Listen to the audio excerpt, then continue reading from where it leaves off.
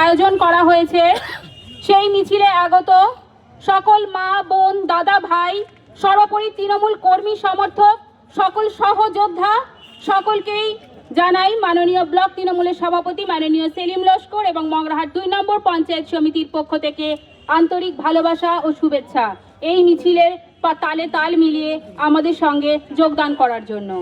এই মুহূর্তে এই মিছিলে উপস্থিত আছেন মগরাহাট 2 নম্বর ব্লক তৃণমূলের সভাপতি মাননীয় সেলিম লস্কর সহ আমাদের বিধায়িকা, আমাদের মগরাহাট 2 নম্বর পঞ্চায়েত সমিতির কর্মাধ্যক্ষ, 14টা অঞ্চল থেকে আসা অঞ্চল সভাপতিগণ এবং ব্লক তৃণমূলের যুব সভাপতি থেকে শুরু করে জেলা পরিষদের সদস্যা। আপনারা যারা এখানে উপস্থিত হয়েছেন আপনারা জানেন আজ 25শে জানুয়ারি জাতীয় ভোটার দিবস, গণতন্ত্রের এক অত্যন্ত গুরুত্বপূর্ণ দিন। 1950 সালে এই দিনটিতে জাতীয় নির্বাচন কমিশন প্রতিষ্ঠা হয়েছিল। তাই সেই ঐতিহাসিক দিনের সাক্ষী হিসাবে আমরা প্রতি বছর এই দিনটিতে জাতীয় ভোটার দিবস পালন করে থাকি। গণতন্ত্র হলো আমাদের মৌলিক অধিকার এবং আমাদের মৌলিক অধিকার হলো আমাদের কণ্ঠস্বর। আমাদের সেই কণ্ঠস্বরকে আরো বেশি মজবুত ও শক্তিশালী করার জন্য দরকার হলো ভোটাধিকার। আপনাদের এক একটা গুরুত্বপূর্ণ ভোট বদলে দিতে পারে দেশের সরকার, বদলে দিতে পারে দেশের ভবিষ্যৎ।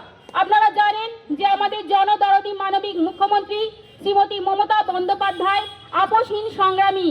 তিনি সর্বদা বলে এসছেন গণতন্ত্র হলো আমাদের অধিকার এবং সেই অধিকারকে রক্ষা করতে আমাদের দরকার ভোটাধিকার।